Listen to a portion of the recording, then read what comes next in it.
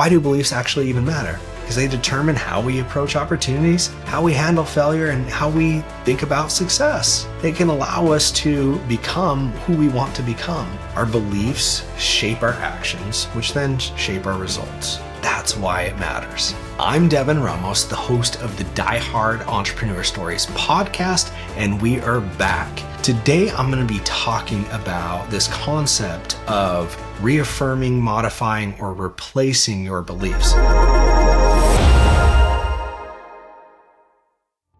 What's up, everybody? I'm Devin Ramos, the host of the Diehard Entrepreneur Stories podcast, and we are back. Today, I have a little bit of a different episode for you. Typically, I'm going to bring a guest on. They're going to tell their stories. We're going to dig in and we're going to come up with actionable things to extract from their stories, and you get to enjoy their stories along the way. But today, I was actually scheduled to be a guest on another podcast, got rescheduled, and now I have all this time. I want to be a good steward of it. And there's a topic I've been wanting to talk about for a while, so we're going to dig into it. I'm going to share it with you, and I think it's going to bring you a ton of value. So stick around. We're going to talk about some stuff. This episode might be a little bit shorter than the other ones, and we're going to come up with some actionable items and then just kind of go from there. And you're going to get to hear some of my stories as well. They're pretty interesting. All right, so let's just jump on in. Today, I'm going to be talking about this concept of reaffirming, modifying, or replacing your beliefs. So it's this idea that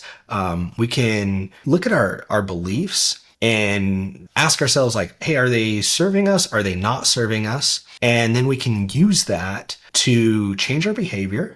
We can use it to change our internal without changing our external, right? So oftentimes things go one way and sometimes we feel good about them, sometimes we feel bad. And when we start to look at our beliefs, we can get into a place mentally where, yeah, things aren't changing, whether they're good or bad. Externally doesn't matter. We have a lot of money, we have a little bit of money, doesn't really matter. But internally, we go from beliefs that don't serve us to beliefs that actually do serve us. So we can change that. Also, we can take the beliefs that we currently have and make them stronger. And ultimately, here's what this does. This is why you should care about this. What it does is it ultimately drives behavior, which ultimately is going to lead to what we all want, whether that's to make more impact, whether that's to become a better person from like a self-development, personal development standpoint, whether that's to make more money or whatever it is. We can achieve that a lot easier when we're actually conscious about our beliefs and we're saying like, hey, do these things serve us? Do they not? What should we do about it? So that's what I want to talk about today. I actually have a framework for doing this, and I've been doing it for a while. So before I jump into that, why am I even talking about this? Well, let me give you a little background here. Let me tell you a little bit of my story. So I grew up in a small farming community in Idaho. To give you an idea, there was roughly 18 to 2,000 people in population in the city I grew up on. It was off of a reservoir in an agriculture community, and it was kind of cut off from the city. And I say the city like that because the nearest city to us, the population was like maybe 50,000. I don't know. So not a whole lot of resources. In this part of Idaho, similar to Utah, the religion there is predominantly Latter-day Saint, or what you probably know as Mormon. Okay. So as you can guess, where I grew up, there were a lot of Mormons. And I would say if I had to guess, maybe 70 to 90% of the population in the city that I grew up in was either Mormon or like their heritage was Mormon. In this area, here's what I mean by that. There are sometimes people that aren't really active in the church, but everybody in their family line is Mormon, so they consider themselves Mormon, almost like, again, like a heritage, right? And so that's how I grew up. And that was the religion that I grew up in. And when I got to college, I had this crazy thing happen where a girl that I was dating had seen my Book of Mormon, and she asked me inquisitively, "You're Mormon?" And I'd known her for a while, so it struck her as odd. She goes, "You're Mormon?" And I was like, "Yeah, you're not." And that, "Yeah, you're not," was genuine. So this belief had such a, if you will, hold on me that like, I literally thought like everybody was Mormon. And I know that might be hard for you to fathom, but if you could step into my shoes, it'd blow your mind. So to go from that, no joke, that I just was raised in this environment where I was like, yeah, most people are Mormon. All the good people in the world are Mormon. No joke. To where I am now is insane. Now, I'll save the spoiler alert for you. I did go on to test this belief and over and over through a period of years from 19 to my early 20s. And I arrived to, hey, I do have a strong faith in God, and this is my set of beliefs. And that's led me to a non-denominational church. And I have a strong faith. And that's where I kind of live my life now. But I went through a whole cycle of actually questioning these beliefs and then shifting and changing them later on. Very similarly, I had this belief that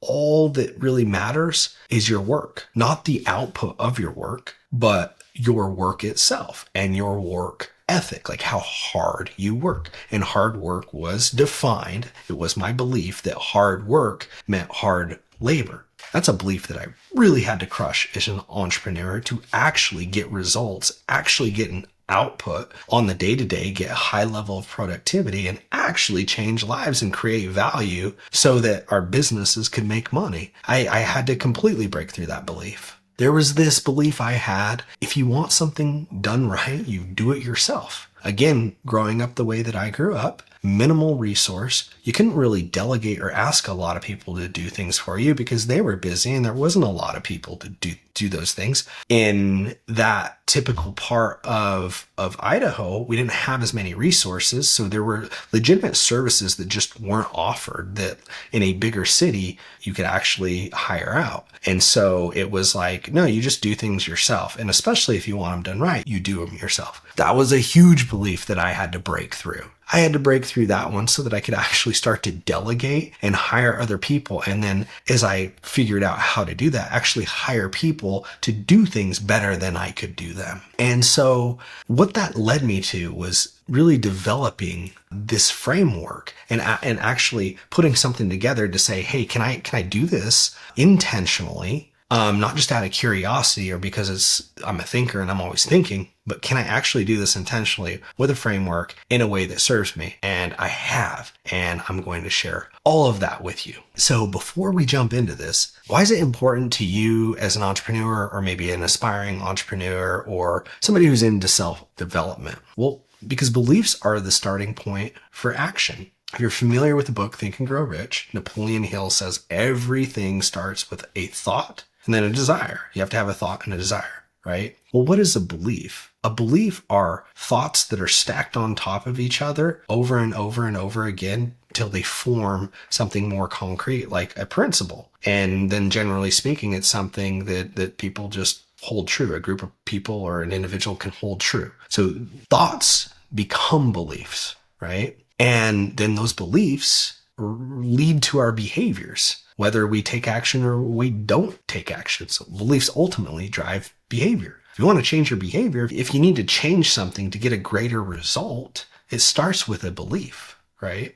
It also, going through this process, creates more self-awareness. You'll see on this show, we talk a lot about the entrepreneurial wealth journey. This is the journey an entrepreneur goes through, the wealth part of the journey, to go from, their current position to how they define wealthy, whether that's financial freedom or financial independence or what have you. The first step on that journey is self-awareness. It's sort of this like, oh, wow, there's other things out there than this world here. So like for me on my journey with my faith, self-awareness was like, oh, other people believe other things. I know it blows my mind every time I tell somebody that. Probably blows your mind, but I did not know that, right? So that's what self-awareness is, becoming aware that like, oh, this isn't the only way to live life, or this isn't the way I want to live life, or whatever have you. So at the end of the day, our beliefs shape our actions, which then shape our results. That's why it matters. So as we sort of jump into this, let's just start by defining what a belief is. Okay, so a belief to me is an idea or a principle that's accepted as true by an individual or a group of people. by a bunch of people. Okay. Your beliefs are that invisible script that's running your life. They determine how you approach opportunities, how you handle failure, and like even how you think about success. So I talked about like changing your situation, right? Changing the internal without having to change the external. But they can also change the external by changing your actions, which then lead to different results, right? So if you're familiar with Tony Robbins, you might be familiar with his belief cycle framework. Okay. And what it is everything starts with the belief, which then allows you to tap into potential based on how much belief is there or isn't there. And then that determines how much potential you could tap into. And then that determines how much action you take. And then that determines the size of the result. So if you want to, let's say, start a business, right? How much you really believe that thing can come true determines how much potential you can tap into. And then that amount of potential that you tap into determines the behaviors you take, the action you take, which then determines your results. So ultimately what he's saying is if you have a very high level of belief for whatever reason and your ability to start a business, then there's going to be a lot of potential there. And when you tap into that potential and take all those actions to start that business, then the result of starting that business is going to be greater. And then guess what happens? You see that result and it builds your belief, and around and around and around you go in this cycle. That's what has fascinated me so much about this topic and why I dug in.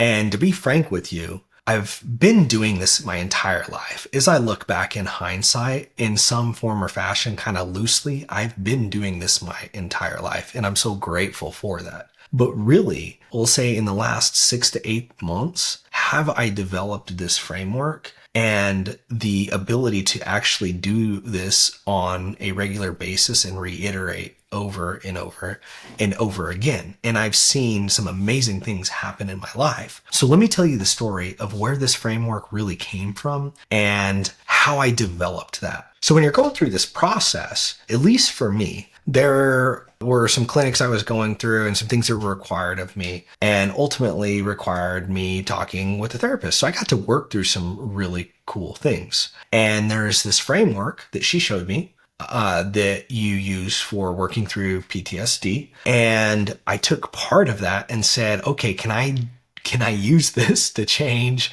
some of the other beliefs that I have? Because that's what the focus is with PTSD, is changing beliefs, to change these other beliefs in my life for my benefit. And then that's what I've done. So just to give you something tangible, let me tell you the story of what I sort of worked through. Okay.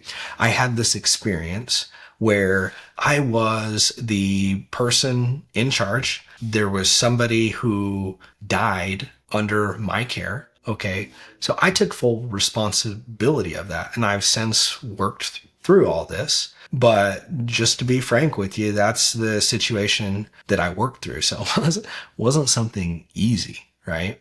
And here's the process that she really took me through. Okay. She identified that I'm a logical person, but yet I had these beliefs that were not serving me. And that was kind of the crux of the issue. The result, the event, the thing that had happened, can't change that. It's done and it's gone. But whether that event makes me better or makes me worse is determined by my beliefs. So she took me through this journey where she asked me very specific questions. She said, tell me about the event. I told her, and I'll sum it up for you guys. I said, I feel like I'm responsible for this because I was there. I was providing medical care and I was ill-equipped. And so then she starts digging in. And so that kind of led to, okay, well, tell me how you were ill-equipped. And then she started getting me on all these gotchas. I was like, well, I didn't do this and I didn't do this and I didn't do this. And she just asked simple questions like, okay, so had you did this, had you changed this, would that change the result? And I'd have another belief. I'd say, well, yeah, I think so. And then she'd say, okay, let's look at that one. What are the facts? And I'm like, well, actually, I don't know.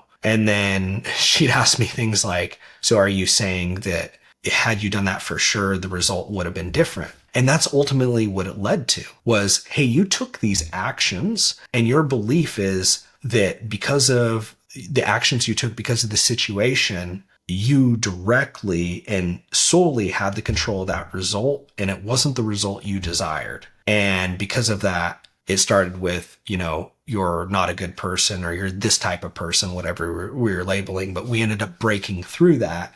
And it was like, ultimately, this situation is this situation. Had you done all these different things, do you know the output would have been different? And I said, no. And she's like, okay, so why does it matter? Well, it matters because I can learn from this. She said, exactly. So what do we learn from it? And then we started really digging into it, and it became something constructive. So that's where this all came from. So let's dive into this framework now. Okay. What is the framework? So really the framework is 3 steps. First thing we're going to do is we're going to break the belief down. The next thing we're going to do is we're going to look at the belief and we're going to evaluate it. And then the last thing we're going to do is either replace the belief, modify the belief, or reaffirm the belief. And that's it. So let's jump into it real quick and I'll give you some brief examples. Okay. So what is breaking down the belief? Well, breaking down the belief is doing just that. It's taking the belief and it's looking at it to break it down for what it is. So the first thing we're going to do is we're going to identify it. What is the belief? As an example, let's say the belief is, if I want it done right, I have to do it myself. Well, that's the first thing we're doing. We're identifying the belief. That's the belief. If I want it done right,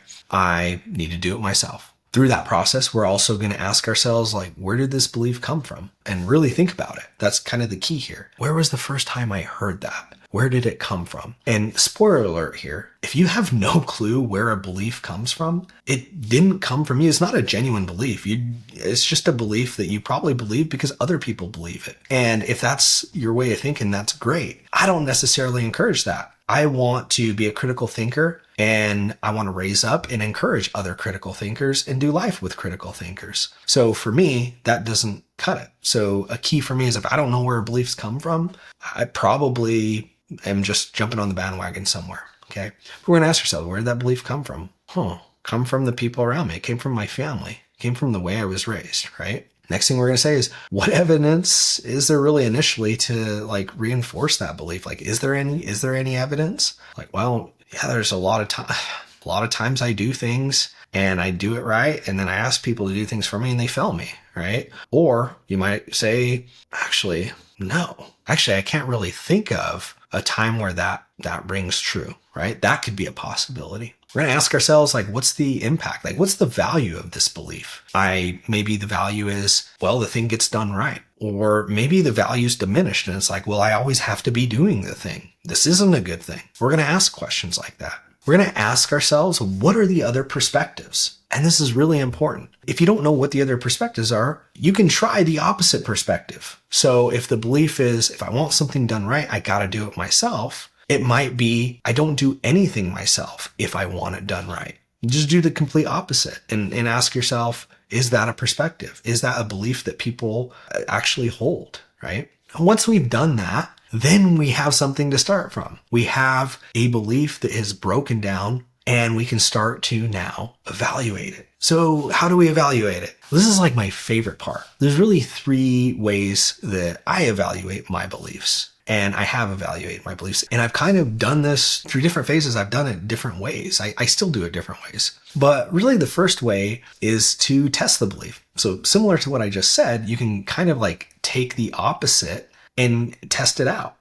Is this thing true? I'm going to only do things myself. And when I only do them myself, is it always right? Yes or no?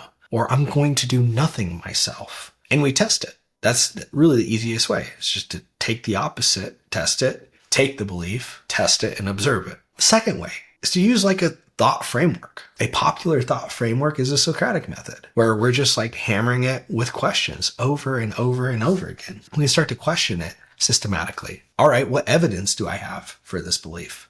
For the belief to be true. What evidence do I have that contradicts the belief? What possible assumptions am I making? What part of this belief, or is this belief actually fact-based? Is this belief something logical, or is it something that's coming from a place of emotion? Is it an emotional belief? And just hitting it with questions like that over and over and over again and starting to tease things out that way. That could be a method. Another method to evaluate the belief would be thinking on it through meditation or journaling. Journaling something that I've done that's been super helpful with these beliefs, where I start to write the thoughts that are coming to my mind of the belief. The same thing. I'm asking myself these different perspectives, these different questions about the belief, but I'm doing some critical thinking, starting to evaluate that belief and form a thoughtful opinion about that belief. That's the key here. All right. And the last part of the framework is to then decide, hey, are we going to modify this belief? Are we going to replace the belief, or are we going to reaffirm it? So to modify the belief, we're just going to adjust it. We're going to adjust it to align with our values. That's one of the lenses that we want to look through when we're evaluating these beliefs. Like, what are our values? Does this align with my values? Does it not align with my values? We want beliefs that align with our values. Am I going to replace this belief? Well, replacing a belief is just that. You're adopting a new one. So as we go through this framework, we're thinking about, what are the other beliefs? What are the other perspectives? What are the counter beliefs? We might replace one of those and adopt it. Or lastly, we might reaffirm the belief. We might arrive at a place where we're like, yes, this is a belief that serves me. This is a belief I'm going to continue to believe. But guess what? Because we've just gone through this process, now we have clarity, and our belief is going to be even stronger because we've just reaffirmed it through this process. Plus now we have clarity. All right. So if we're still following that same belief that I said, hey, if I want something done right, I got to do it myself. I would go through that process to determine ultimately, hey, is this something that serves me or doesn't serve me? And I will tell you, spoiler alert, this was a belief I actually worked through.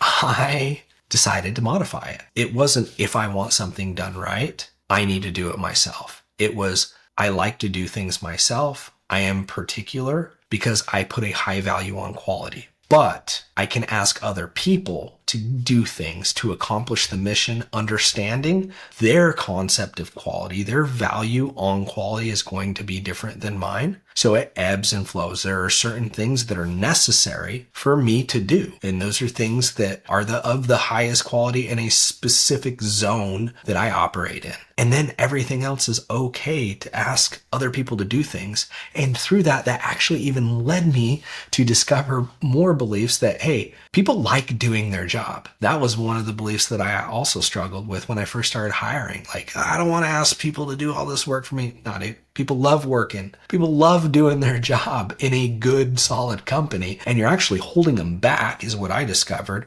when you're not letting them do their job. And when you're constantly cutting them off and trying to do things for them.